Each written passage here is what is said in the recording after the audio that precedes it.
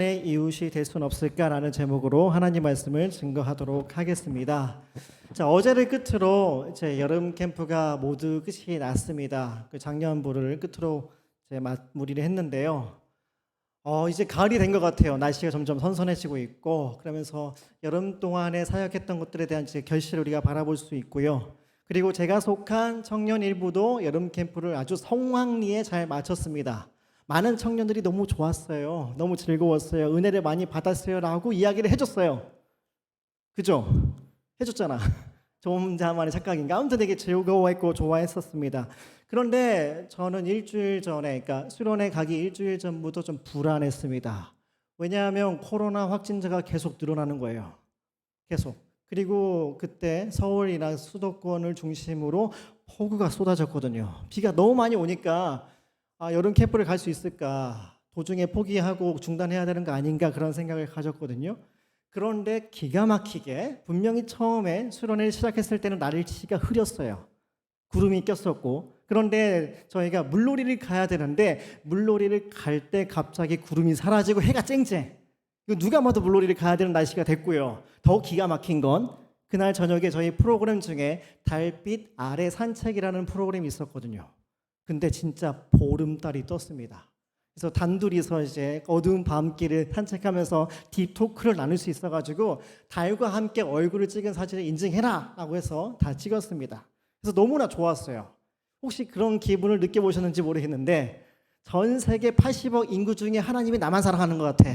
저는 그런 생각 가졌거든요. 하나님이 나를 너무나 사랑해서 내가 속한 이 사역 가운데서 복을 주기 위해서 날씨를 나에게 정말 유리하게 바꾸시는 거 아닌가? 라는 생각을 가지고 수련회를 마무리하고 집으로 돌아왔습니다. 근데 저희 집에 오는 길이 좀 이상했어요. 사람들이 자기 집안에 있는 물건을 밖으로 내놓고 말리고 있습니다.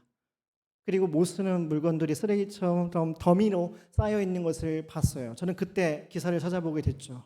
이때 폭우 때문에 너무 많은 사람들이 고통을 당했구나.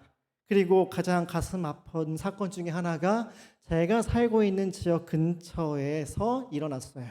아마 기사를 보셨을 겁니다. 관악구 신림동에서 일가족이 그때 한 번에 사망했었던, 그래서 대통령도 찾아가고 서울시장도 찾아갔었죠. 그런데 그 일가족 3명이 기독교인이었어요.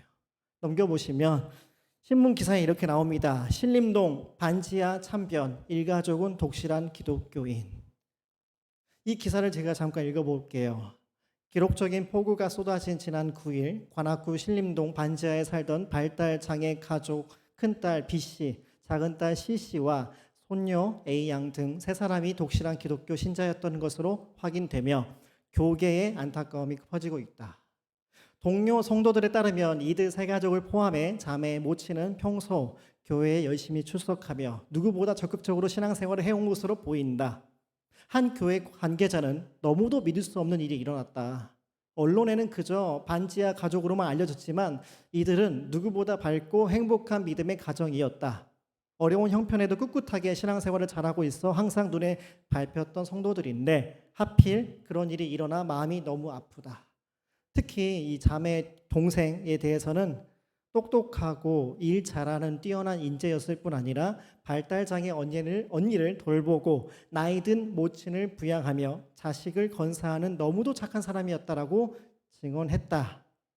사건이 일어난 8월 8일 이 씨, 그러니까 두 자매 어머니가 작은 딸의 마지막 목소리를 들었는데 밤 8시 37분에 걸려온 전화 너머로 전달된 엄마, 물살에 현관문이 닫혀버렸는데 수압 때문에 안 열려 라는 말과 울먹임이었다.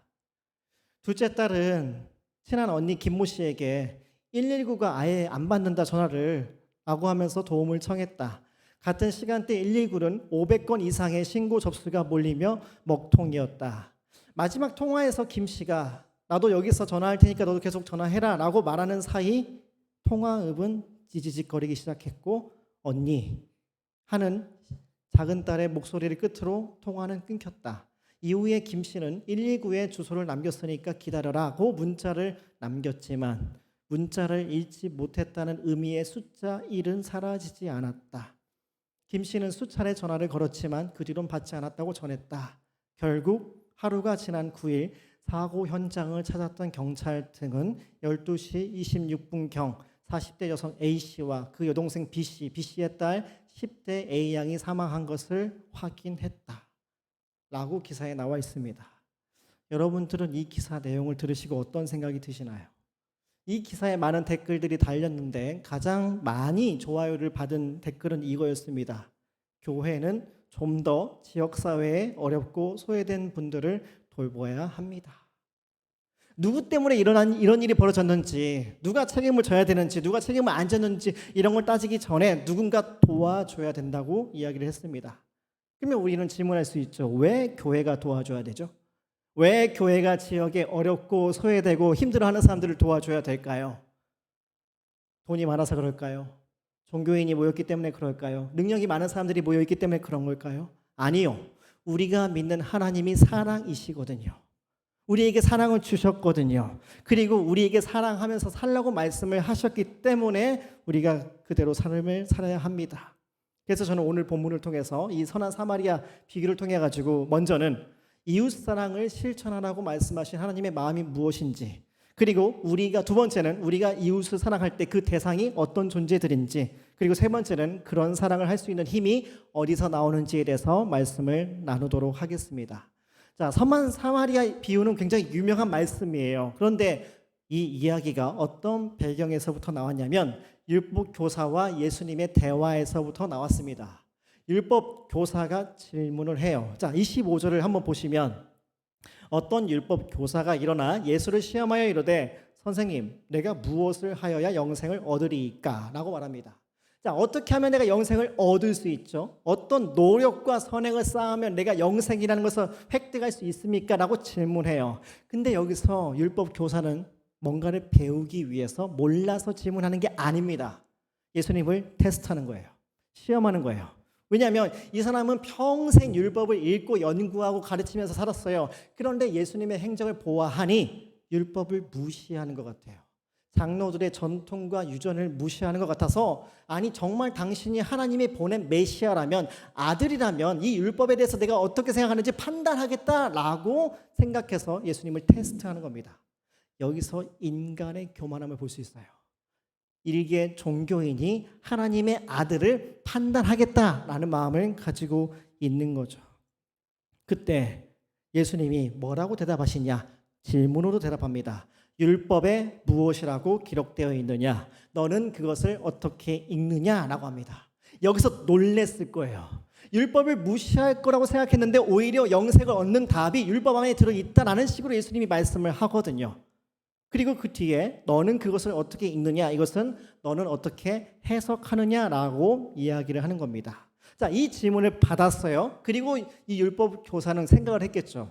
자기가 알고 있는 구약 성경에 나와 있는 613가지의 율법을 다 생각하면서 이걸 어떻게 정리할 수 있을까? 두 가지로 요약을 해냅니다. 27절을 한번 같이 읽어볼까요? 시작. 대답하여 이르되 내 마음을 다하며 목숨을 다하며 힘을 다하며 뜻을 다하여 주 너의 하나님을 사랑하고 또한 내 이웃을 내 자신같이 사랑하라 하였나이다 라고 이야기를 합니다. 하나님의 율법을 두 가지로 요약할 수 있대요. 하나님을 사랑하라, 이웃을 사랑하라.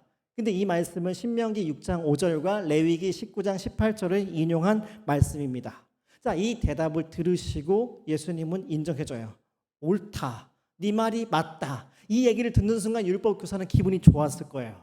사람 보는 눈이 있구나 라고 기분이 좋았겠지만 그 뒤에 따라오는 문장을 듣고는 힘들었을 겁니다. 뭐라고 써있냐? 내 대답이 옳도다. 이를 행하라. 그러면 살리라.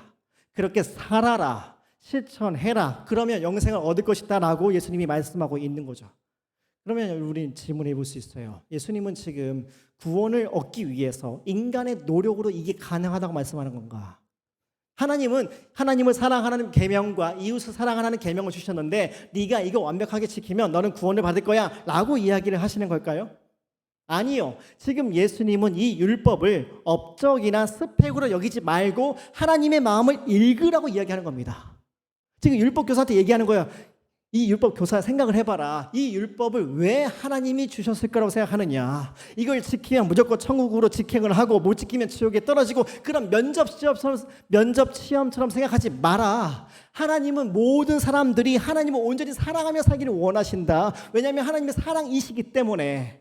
그뿐만 아니라 함께 더불어 살고 있는 이웃들을 매일같이 눈에 보이는 대로 내 몸을 생각하는 것처럼 생각하고 살기를 원한다. 내가 춥고 배고프고 외로우면 음식을 먹고 따뜻한 곳에 가서 나에게 필요한 것을 채우는 것처럼 가난하고 힘들고 병든 사람들에게도 똑같이 채워주는 삶을 살기를 원하신다라고 얘기를 하고 있는 거죠. 그뿐만 아니라 하나님은 창조주이시잖아요. 하나님이 모든 것을 만드셨고 모든 것을 주셨기 때문에 그분께 올려드리는 게 마땅하지 않겠느냐. 그래서 너의 전 세계를 통해서 그 모든 것을 하나님께 통째로 드린다면 너는 영생을 얻을 자격이 있다라고 말씀하는 거죠. 하나님의 마음을 좀 알라는 거예요. 단순히 어디에 올라가기 위해 천국이라는 티켓을 따기 위해서가 아니라 하나님이 이 땅 가운데 우리를 왜 보내셨는지, 우리를 왜 선택해서 구원하셨는지, 천국 갈 수 있는 자격이 이미 주어졌음에도 불구하고 왜 곧장 가지 않고 이 땅에 남겨놓고 살게 하셨는가? 그건 바로 하나님을 사랑하고 이웃을 사랑하면서 살라는 의도가 있었기 때문이라는 거죠. 근데 한번 솔직히 생각해 볼까요? 우리가 정말로 하나님을 사랑합니까? 그리고 이웃을 사랑할까요? 하나님보다 더 사랑한 게 있지 않은가요? 이웃을 사랑하기보단 나를 더 사랑하는 게 우리들의 모습 아닌가요? 우리는 이 말씀을 아는데 잘 실천을 못해요. 제가 예전에 필리핀에 단기 선교를 간 적이 있었습니다. 지금으로부터 약 7, 8년 전의 일이었는데 필리핀에도 패스트푸드점이 그 당시 있었어요. 저는 되게 신기했었는데 하루의 일과를 다 마치고 너무 피곤해가지고 이제 햄버거 같은 거를 시키고 테이블에서 기다리다가 이제 햄버거가 나오는 거예요. 이제 받아 먹으려고 하는데 그 가게가 통유리로 되어 있었는데 바깥에서 유리 구슬 같은 눈을 가진 아이들이 쳐다보고 있는 거예요. 어떤 애들이 이렇게 손을 벌리고 있고 이게 자꾸 시선이 느껴져요. 못 참죠. 어떻게 견딜 수 있겠어요? 너무 불쌍해가지고 내가 가지고 있는 거를 좀 줘야겠다 하고 이제 나가려고 하는데 현지인 선교사님이 막았어요. 가지 말라고. 지금 쟤네들이 지금 당장은 햄버거나 이런 음식 몇 개를 받는 걸로 끝나지만 쟤네들 가족이나 친척들 중에 병원에 입원한 경우가 있는데 나중에 그 병원비를 달라고 공갈 협박하는 애들이다. 도와주면 안 된다라고 이야기를 하시더라고요. 그때 굉장히 마음이 안 좋고 속상했습니다. 그러니까 동정심을 이용해서 공갈 협박을 하는 그 아이들을 봤을 때도 마음이 아픈 것도 있었지만 얘네들은 원래 영악한 애들이야. 쟤들 말 들으면 안 돼. 불쌍해도 불쌍한 척 연기하는 거니까 쟤들 도와주면 안 된다라고 가로막는 어른들의 모습을 보면서 굉장히 씁쓸했었거든요. 절대 안 된다는 거예요. 속아주면 안 된다는 겁니다. 지면 안 된다는 거예요. 우리 안에 이런 마음이 있지 않나요? 우리가 왜 이웃을 사랑하지 못할까? 다른 사람을 도우지 못할까? 다양한 이유가 있겠지만 상처받을까 봐, 손해보달까 봐, 피해를 받을까 봐, 나의 돈과 나의 시간과 나의 에너지를 뺏기는 게 너무 아깝다는 생각이 들지 않나요? 누군가를 돕는 것은 밑빠진 독에 물 붓기다 라는 생각이 있어요. 누구 한 번 도와주면 계속 도와줘야 돼. 끝까지 도와줘야 돼 라는 생각이 있는 거죠. 그리고 뭔가 도와줬으면 그 사람이 좀 잘 살았으면 좋겠는데 정신을 차리고 열심히 공부를 하거나 일을 해가지고 자기가 열심히 돈을 벌어서 자신의 가족들을 먹여 살린다는 소리를 듣고 싶은 거죠. 우리는 뭔가 효과가 있길 원하는 거예요. 변화된 모습을 보고 싶어하는 겁니다. 때로는 교회에서도 마찬가지예요. 주변에 가난하고 어려운 처지에 있는 사람들을 도와줄 때 조건을 걸고 도와주는 경우도 있습니다. 이 돈을 받으면 교회에 나와야 된다고 한다거나 아니면 우리 교회랑 상관없는 사람들 도와주지 말고 일단 우리 교회한테 모든 것을 쏟아야 된다. 당장 필요한 것을 채우기보다는 내가 도와줬으니까 더 잘 살아라, 더 잘 믿어라, 더 잘 보여라 라는 식의 요구를 우리는 하고 싶어요. 이웃을 중심으로 생각하지 않고 나를 중심으로 생각하는 게 습관이 된 거죠. 이게 죄의 특징 아닌가요? 내가 하나님처럼 생각하고 내가 인생의 주인이라고 생각하는 자기 중심성이 우리 안에 있습니다. 자, 그러면 우리는 그 누구에게도 손을 내밀지 않고 나 하나만을 지키기 위해서, 나의 생존을 위해서 그렇게 악착같이 나만을 위해서 쌓고 살면 행복할까? 실제로 우리가 살고 있는 월요일부터 토요일까지의 일상생활 속에서 듣는 메시지는 다 이거거든요. 먼저 너의 욕구를 채워라. 다른 사람들 눈치 보지 말고 먼저 너 하고 싶은 거 해. 너를 먼저 사랑해야지. 그런 다음에서야 다른 사람도 사랑할 수 있고 그런 거야. 그리고 웬만하면 끼어들지 마. 선 넘지 마. 그냥 너 먹고 싶은 거, 너 행복하게 살고 싶은 거 너만을 위해서 살아. 다른 사람 도와줘봤자 너 상처만 받고 너 아무런 남는 게 없을 거야 라는 식의 메시지를 영화와 음악과 드라마와 여러 가지 것들을 통해서 우리는 듣거든요. 날마다 세상의 설교를 듣고 살아가요. 분명히 이런 주일 같은 날 뭐 설교를 듣거나 소그룹 나눔을 하면서 맞아, 이웃을 사랑해야 돼, 그게 하나님의 뜻이야 라고 머리로는 동의를 하는데 우리 마음은 안 움직입니다. 이 문제에 대해서 이제 기독교 변증가 중에 C.S. 루이스라는 사람이 있어요. 이분이 네 가지 사랑이라는 책에서 이런 이야기를 합니다. 사랑한다는 것은 상처받을 수 있는 위험에 자신을 노출시키는 행위입니다. 무엇이든 사랑해 보십시오. 여러분의 마음은 분명 아픔을 느낄 것이며 어쩌면 부서져 버릴 수도 있습니다. 마음을 아무 손상 없이 고스란히 간직하고 싶다면 누구에게도 마음을 주어서는 안 됩니다. 모든 얽히는 관계를 피하십시오. 마음을 당신의 이기심이라는 작은 상자에 넣어놓고 안전하게 잠가 두십시오. 그러나 그 작은 상자 안에서도 그거는 변하고 말 겁니다. 물론 부서지지는 않을 겁니다. 깨뜨릴 수 없고 뚫고 들어갈 수 없습니다. 구원받을 수 없는 상태가 되고 말 겁니다. 우리는 모든 사랑에 내재되어 있는 고통을 피하려고 애씀으로써가 아니라 그것을 받아들이고 그분께 바침으로써 하나님께 더 가까이 다가가게 됩니다 라고 얘기했어요. 여러분, 이게 어떤 의미인지 이해가 되시죠? 우리가 누군가를 돌보거나 도와주거나 사랑하는 일을 두려워해요. 왜냐하면 다치니까, 내가 손해보니까. 그래서 나를 지키고 싶은 마음이 더 크기 때문에 다른 사람들에게 깊게 다가가려고 하지 않습니다. 대화를 할 때도 선을 어느 정도 그어놓고 더 이상 깊은 얘기 하지 말아야지라고 스스로 잠금장치를 해놓죠. 그런데 나를 지키기 위해서 아무것도 하지 않으면 나 역시 지킬 수 없게 돼요. 나를 지키기 위해서 돌 담벼락을 쌓아놓으면 그게 나를 안전하게 보호하는 것이 아니라 무너져요. 우리 안으로. 그래서 내가 돌이 됩니다. 점점 딱딱해져 버려요. 그 무엇으로도 변할 수 없는 상태가 되고 만다는 거죠. 그런데 우리가 믿는 그 기독교 신앙은 뭐라고 얘기하냐면 그 담벼락을 뛰어넘어서 우리에게 찾아오신 분이 계시는데 그분이 하나님이라고 말씀하시거든요. 하나님은 그 돌을 깨셨어요. 담벼락을 뛰어넘어서 아무런 희망이 없는 자들에게, 저와 여러분들에게 찾아오셔서 감당할 수 없는 사랑으로 우리의 마음을 녹여주셨거든요. 그렇기 때문에 우리가 그분을 믿을 때 구원을 받을 수 있고 그분의 뜻을 따라갈 수 있다는 것을 기억해야 됩니다. 그리고 두 번째, 우리가 사랑해야 될 대상에 대해서 생각을 해보겠습니다.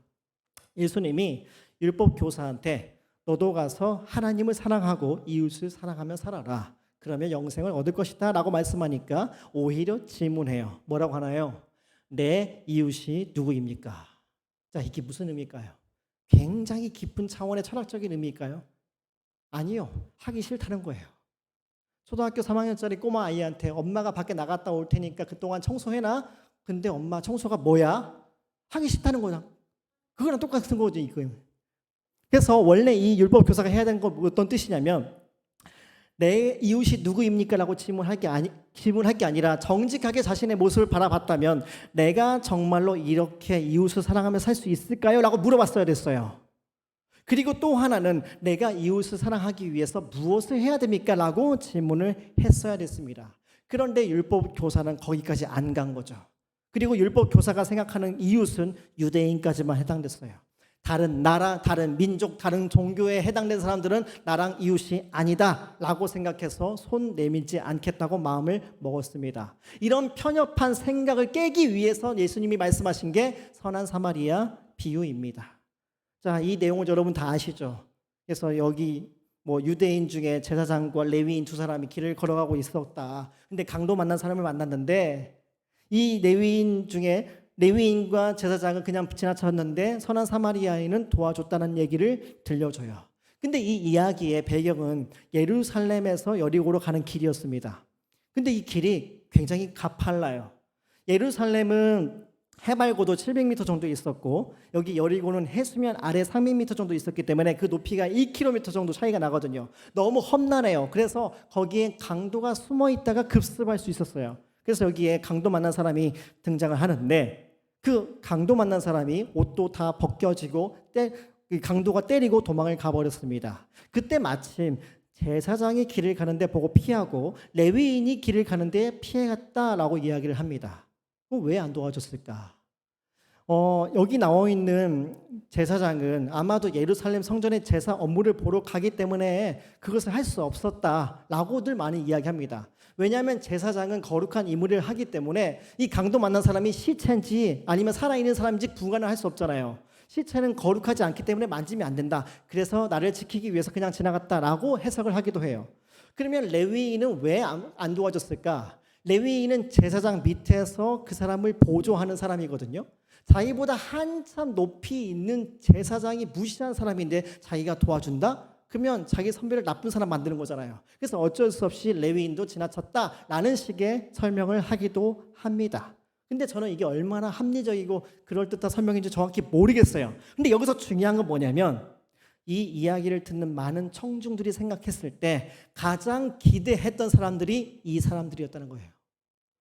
종교적으로, 윤리적으로, 도덕적으로 가장 존경받는 두 사람만큼은 반드시 이 강도 만난 사람을 도와줬을 거라고 기대했는데 가장 기대했던 두 사람이 그냥 지나가 버린 겁니다.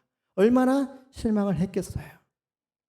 여기 나오는 제사장과 레위인은 이웃을 무시한 사람들이죠. 오늘날 우리들의 현실을 한번 생각해 볼까요?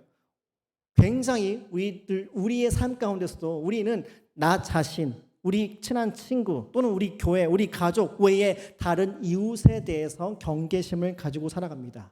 그래서 어떤 사람들은 한국 사회를 혐오 사회라고도 얘기해요. 최근에 PPT를 넘겨보시면 설문조사를 엠브레인 퍼블릭이라는 데서 했는데 2019년도에 혐오했던 대상 그리고 작년 2011년도에 혐오했던 대상에 대해서 순위를 매겼어요. 근데 2019년도에 1등이 어떤 대상이었냐면 특정 지역 출신들이 혐오 1등이었습니다. 그러니까 어떤 지역 갈등, 지역 차별을 넘어서 지역 혐오를 한 거죠. 2위가 페미니스트, 3위가 여성이었고 4위는 노인이었고 5위는 성소수자였습니다. 보통 대개 소수의 사람들이 혐오의 대상이었어요. 그런데 2011년도에는 달라졌어요. 1등이 특정 종교 집단이 됐어요. 이 코로나 상황 속에서 사람들이 가장 싫어했던 사람들이 됐죠. 두 번째는 특정 정치 성향이었고 3위가 중국 동포였습니다. 여러분 우리가 이 데이터를 통해서 뭘 알 수 있을까요? 점점 혐오의 대상이 넓어지고 있구나. 그리고 또 하나 혐오의 대상이 계속 바뀌고 있잖아요. 누구라도 혐오의 대상이 될 수 있구나. 우리도 될 수 있고 나도 될 수 있구나라는 것을 우리가 깨닫게 됩니다. 그래서 저를 포함해서 우리는 많은 사람들이 낯선 사람이나 이웃들에 대해서 막연한 두려움이나 공포심을 가지고 살아가요. 교회에 새 가족이 오면 반가워해야 되잖아요. 100%. 그런데 100% 즐거워하지 못하고 1% 정도는 의심해야 돼요. 혹시 신천지에서 보낸 거 아닐까? 라고 의심해야 되는 상황이 됐습니다. 그리고 제가 원래 결혼하기 전에 송파구에 살았었는데 결혼하고 나서 이제 동작구 영등포구로 이제 이사를 왔어요. 근데 주변에서 엄청 걱정을 하는 거예요. 야, 거기서 살 수 있겠냐? 거기에 중국 동포들이 많이 있다는데 어떡할래? 라고 얘기해서 되게 걱정을 많이 하더라고요. 그런데 제가 그 근처에서 4년을 살았는데 아무 일도 없었어요. 사람들이 막연하게 두려워하고 경계하는 모습이 있는 거죠. 그러니까 오죽하면 몇 년 전 드라마 제목으로 타일은 지옥이다 라는 문장까지 방송을 탔겠습니까? 우리가 살고 있는 이 사회의 문화 속에는 이웃에 대한 불신이 있고 혐오가 깔려 있어요. 그들에게 다가가거나 그들을 돕거나 그들을 사랑해야 된다는 말이 불편하게 여겨질 수 있죠. 그리고 또 하나의 걸림돌이 뭐가 있냐면 끼리끼리 문화가 있습니다. 관계에 담벼락을 치는 거예요. 오늘 본문에 율법 교사가 내 이웃이 누구입니까? 라고 질문했을 때 율법 교사가 인정하는 이웃은 유대인밖에 없어요. 다른 나라, 다른 민족, 다른 종교는 이웃이 아니니까 배제하고 무시하고 무관심해도 된다고 생각했습니다. 한마디로 집단 이기주의 문화 속에서 살고 있는 거죠. 엄밀하게 따져보면 우리 또한 그렇게 살고 있는지도 몰라요. 우리가 그런 단어는 사용하지 않지만 우리 가족이 그럴 수 있고 우리 학교가 그럴 수 있고 우리 교회가 그럴 수 있습니다. 집단 이기주의 문화. 그래서 우리는 따지는 거죠. 내가 누구한테까지만 호의를 베풀어야 되지? 내가 잘 해줘서 내가 이미지가 좋아질 수 있는 사람이 누가 있을까? 생일이 돼가지고 카톡 이모티콘, 기프티콘을 줘야 되는데 누가 줘야 될까? 결혼식장에 축의금을 내야 되는데 얼마까지 내야 될까? 이런 고민을 하잖아요, 우리가. 그러면서 사람들을 등급을 매겨가면서 내가 어디까지 잘해줘야 되는가를 우리는 계산을 합니다. 그리고 이런 집단 이기주의 문화는 높은 곳에 있는 사람이 낮은 곳에 있는 사람을 향해서 무시하는 태도로 드러나요.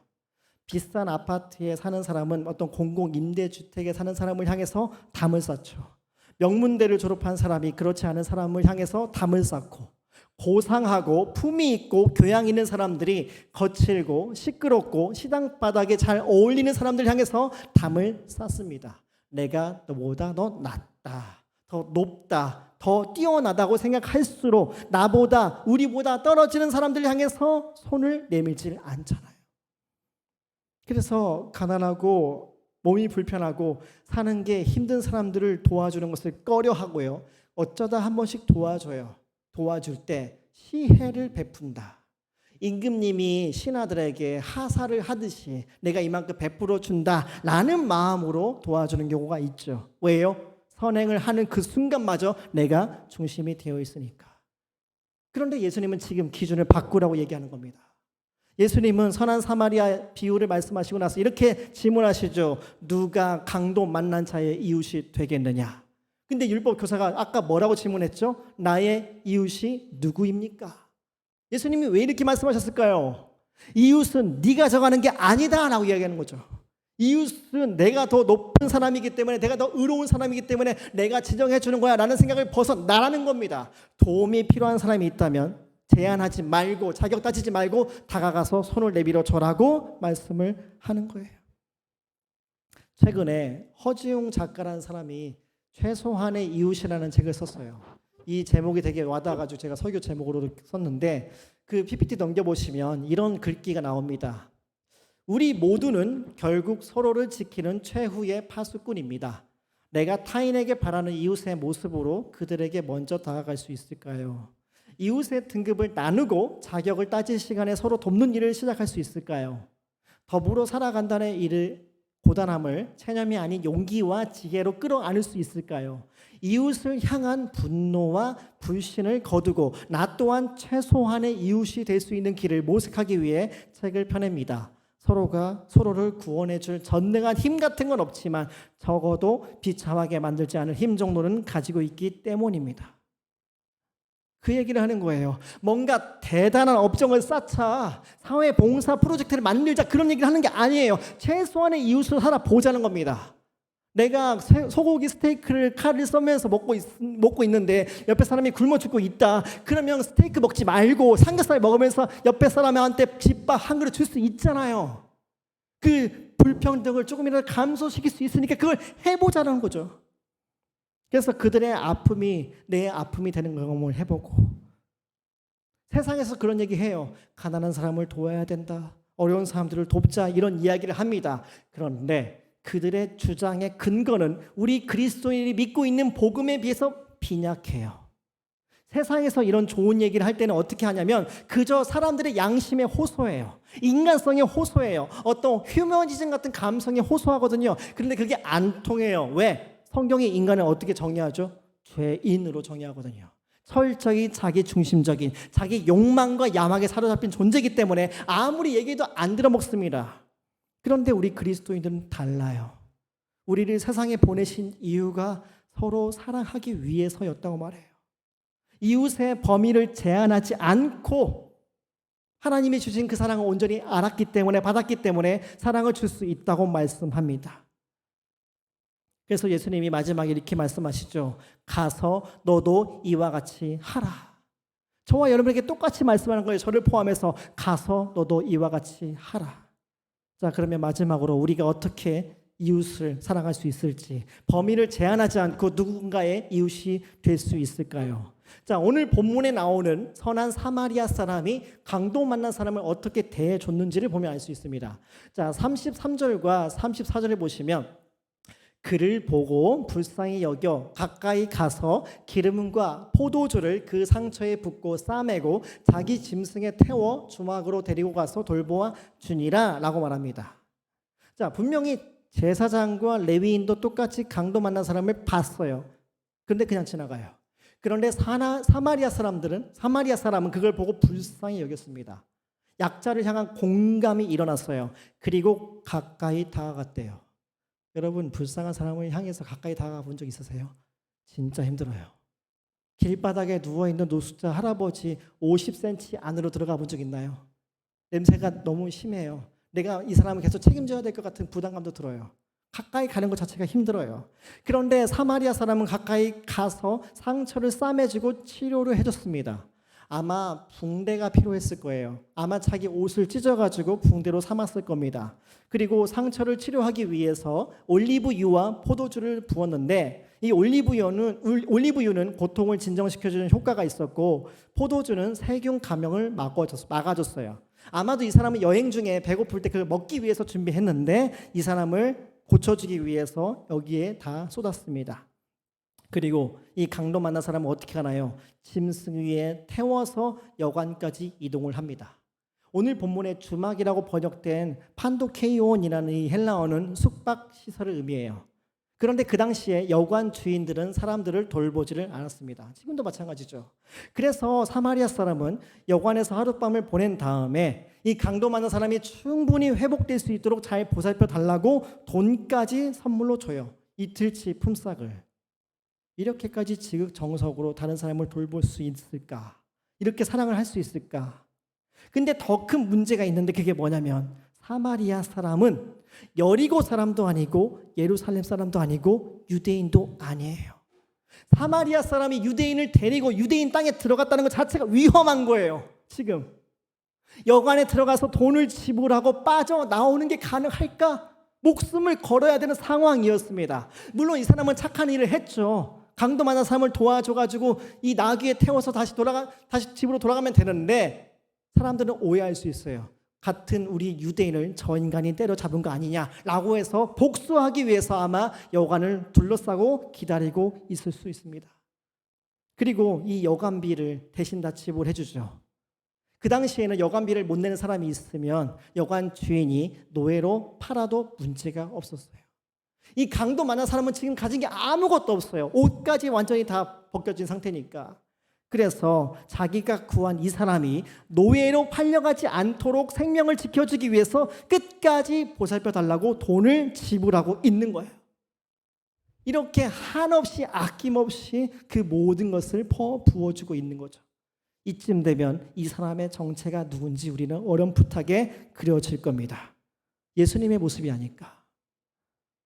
예수님께서 강도 만난 자와 같은 우리에게 시체 같은 자처럼 우리가 쓰러져 있을 때 우리의 이웃이 되어주기 위해서 이 땅 가운데 내려오셨죠.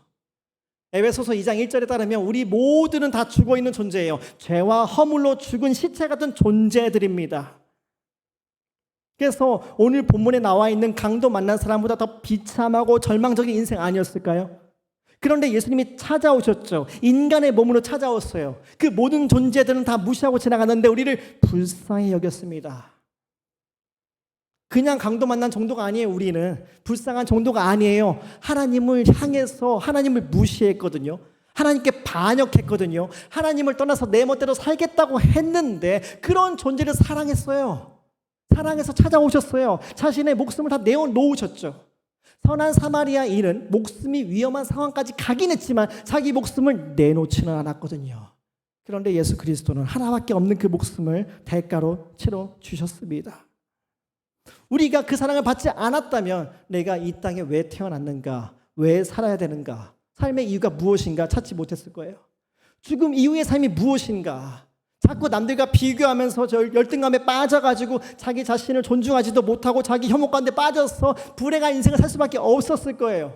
진리가 무엇인가? 나를 온전히 사랑해 주는 존재가 어떤 존재인가? 그런 걸 전혀 알지 못한 채 살았을 겁니다.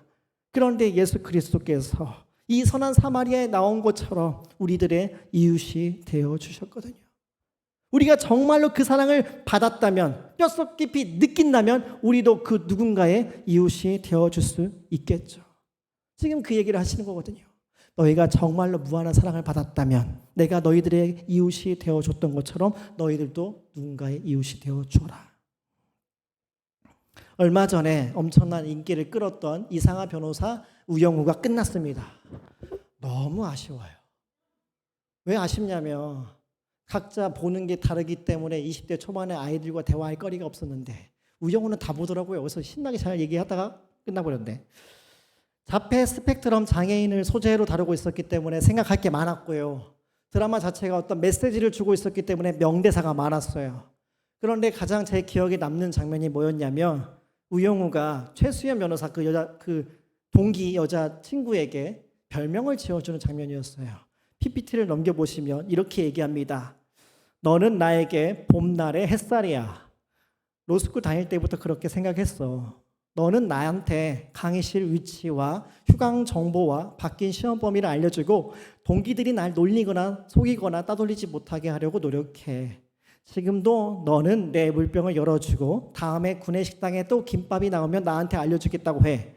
너는 밝고 따뜻하고 착하고 다정한 사람이야. 봄날의 햇살 최수연이야. 이 말을 듣고 말없이 친구는 눈물을 흘리죠. 우리의 삶이 이와 같다면 얼마나 좋을까요? 그늘밖에 없는 그 인생 가운데 봄날의 햇살처럼 따스한 빛을 비춰주면 얼마나 좋을까요? 저는 이 말씀을 드린 다음에 이번 주에 그런 설교 들었지 하고 끝내버리고 싶지 않습니다. 구체적으로 적용을 하기 바라요. 그래서 저는 청년 일부에서 한 가지 봉사활동을 준비를 했습니다. 굉장히 고민을 많이 했고 여러 가지 찾아봤어요. 마포구청도 연락을 해봤고 성산 이동 주민센터도 연락을 했고 주변에 있는 노인복지센터 연락해가지고 막 접촉했는데 잘 안 되더라고요. 그래서 아이디어는 좋은데 하나님이 원하지 않으시는 건가 막 고민을 하다가 감사하게도 저희 교회 분하고 연결돼가지고 다양한 봉사활동이 있겠지만 정말로 인격적으로 만남을 가지고 도움을 줄 수 있는 게 어떤 게 있을까? 혼자 외롭게 사시는 할아버지 할머니들에게 찾아가가지고 그분들을 좀 보살펴드리는 봉사활동하면 좋겠다라는 생각을 가졌습니다. 그래서 찾아가서 간단한 음식을 나눠주기도 할 거고 말동무가 되기도 하고 뭐 방충망 같은 게 떨어져 있으면 고쳐주기도 하고 형광등을 갈아주기도 하고 그런 봉사활동을 할 겁니다. 신청하세요. 실제로 우리는 자꾸 나만 생각하고 우리만 생각해요. 무슨 생각이 들었냐면 우리가 주일마다 우리끼리 예배드리고 우리끼리 소그룹하고 우리끼리 밥 먹는 게 무슨 의미가 있지? 무슨 의미가 있지? 이게 진짜 기독교 신앙인가? 이 테두리를 벗어나지 못하고 우리 바깥에 있는 사람에게 아무런 영향을 주지 못한 채 우리의 만족만 채우는 게 진짜 하나님이 원하시는 길일까? 그런 생각이 들었습니다. 물론 이야기를 할 수 있어요. 각자의 일상 속에서 알아서 해라. 못해요. 힘들어요. 우리가 배운 대로 우리가 믿는 대로 우리가 거룩한 삶을 학교에서 가정에서 직장에서 살아야 된다라고 얘기하죠. 그런데 그게 힘들잖아요. 힘들면 연습을 해야죠. 훈련해봐야죠. 교회 안에서부터. 그래서 저희가 봄날의 햇살일 프로젝트를 만들었고요. 우리 청년들이 거기에 동참하기를 원해요. 우리 주변에 우리가 보고 싶은 것만 보고 살아서 그렇지 우리 주변에 그늘질 인생이 너무나 많이 있습니다. 다른 사람하고 비교했을 때 가진 게 별로 없고 하는 행동도 이상하고 누가 뭐라고 하지 않았는데 자기 스스로 위축돼가지고 자신 있게 나가지 못하는 사람들, 경제적으로 궁핍한 사람들, 역기능적 가정에서 태어나가지고 폭력과 학대 가운데 시달리는 사람들, 이번 폭우 때문에 집이 침수돼가지고 지금도 가구를 말리고 있는 사람들, 우리 주변에 햇빛을 봐야 되는 사람이 너무나 많이 있어요. 그들에게 우리가 햇살이 되어줄 수 있다고 지금 성경은 말씀하고 있는 거거든요. 왜? 우리는 태양보다 더 빛나는 예수 그리스도를 만났기 때문에. 그분이 이미 우리의 삶 가운데 찾아오셔서 그늘을 거두어 주셨잖아요. 그냥 그늘 정도가 아니라 죄와 사망이라는 어둠 가운데서 우리를 건져주셨기 때문에, 우리를 빛으로 인도하셨기 때문에, 우리가 그 사랑을 받았다면 우리도 누군가에게 봄날의 햇살을 비춰줄 수 있다고 말씀하는 겁니다. 그래서 이 예수 그리스도를 바라볼 때 이와 같이 너도 해라 라는 그 부르심에 우리가 응답할 때 우리의 삶 가운데 최소한의 이웃으로서 봄날의 햇살을 비춰줄 수 있을 거라고 믿습니다. 자, 이 시간 함께 기도하겠습니다.